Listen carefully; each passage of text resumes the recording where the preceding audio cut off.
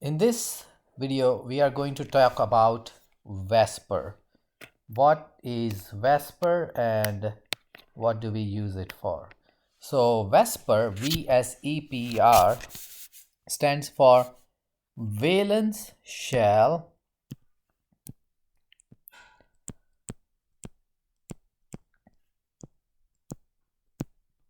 Electron Pair Repulsion.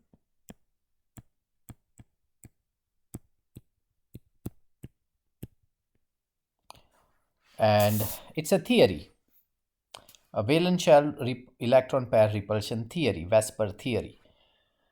What does it theorize? Well, it theorizes the shapes of molecules, very small molecules.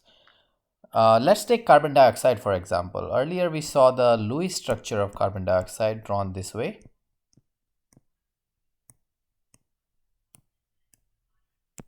We also saw the sulfite ion drawn this way.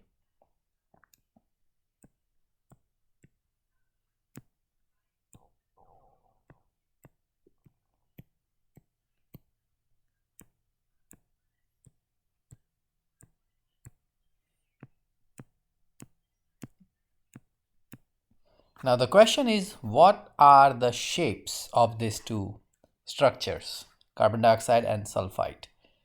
It's one thing to draw it on two-dimensional piece of paper or a screen in this matter, and it looks flat. Is the molecule really flat, or is it using the fact that we live in a three-dimensional world and we have available to us the three dimensions? So the basis of Vsepr is that the central atom has electron pairs, these electron pairs, but more specifically those are in the actual application of the theory, we call them electron groups.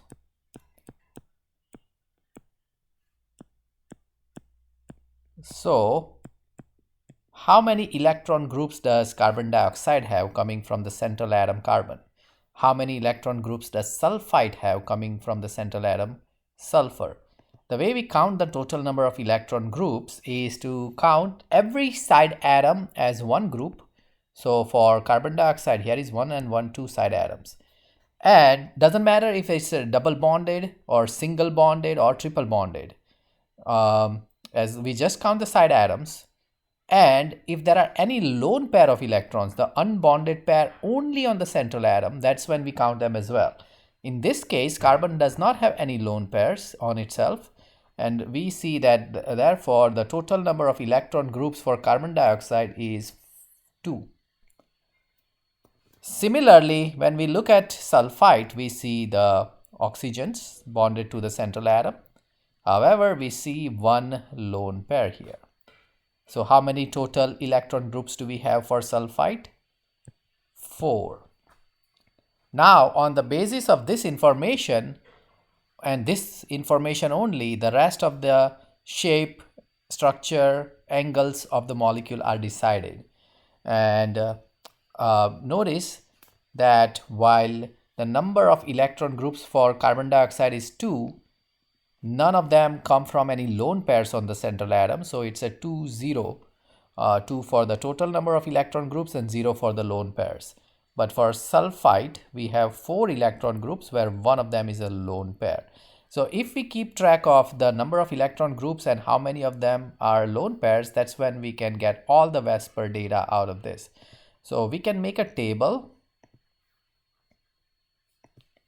and in that table we can have electron groups, e.g. lone pairs. So we can have 2 electron groups, 0 lone pair. We can have 3 electron groups with no lone pairs, 3 electron group with 1 lone pair, 4 electron group with 0 lone pair, 4 electron group with 1 lone pair, 4 electron group with 2 lone pairs. Right? The examples of these molecules, for example, the first one would be carbon dioxide. Second one, 3 electron groups with no lone pairs. A good example would be a molecule called formaldehyde, where carbon is in the center. 3 electron groups with 1 lone pair. Sulfur dioxide.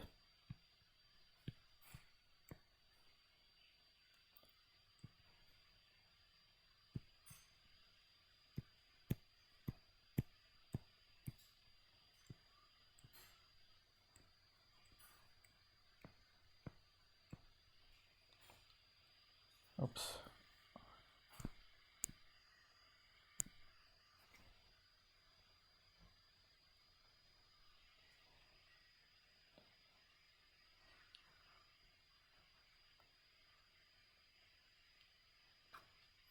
Okay. You can see how there are 2 side atoms and 1 lone pair, making total number of electron groups as 3, where one of them is lone pair. 4 electron groups but no lone pairs. Methane.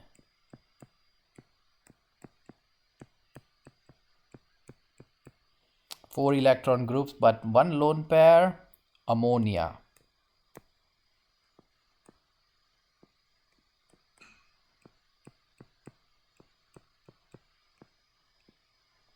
And 4 electron groups but 2 lone pairs. Here, water. Water is something we all should be familiar with at a chemical level as well.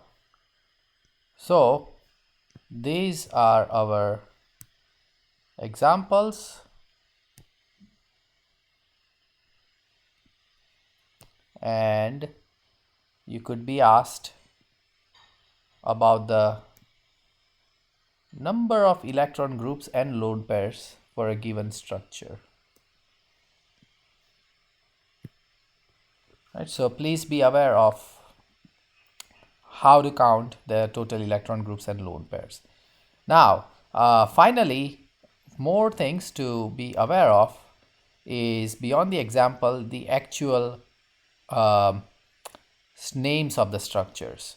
So the actual names of the shapes of the structures rather. So we have, for example, when we have 2 electron groups where no lone pair, the structure electron geometry, as it is called,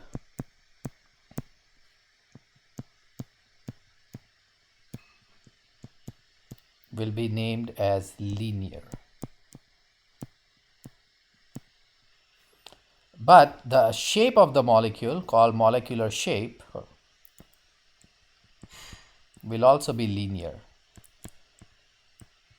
So what is electron geometry versus molecular shape? Electron geometry depends on the number of these electron groups, right? So 2 electron groups, regardless of how many lone pairs there are, will always have the same name for electron geometry.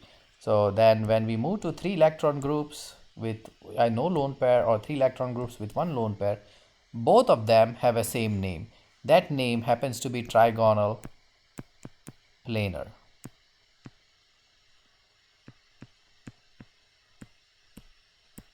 Same name here. But the shape will be the same as the electron geometry only when there are no lone pairs. So the same name goes here, but here, down here, it would be bent. Then we have 4 electron groups with 3 versions of it, with no lone pair, 1 lone pair, and 2 lone pairs. No lone pair, it's tetrahedral. And as a matter of fact, for all 3 versions of 4 electron groups is tetrahedral, the electron geometry. Here it would be the same name, but when you have 1 lone pair, it becomes trigonal pyramidal.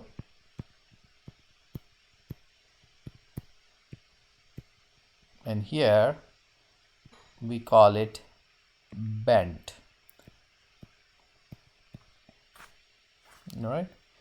So beyond the names, what do this mean? Linear means that it's flat. It's 180 degrees from one end to the other end. Trigonal planar means it is 3-sided, like a equilateral triangle, right? Where each angle is 120 degrees.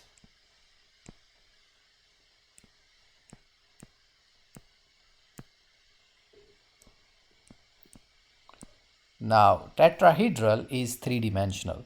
Tetrahedral means you have the center atom, then on one side you have one atom, then like a tripod,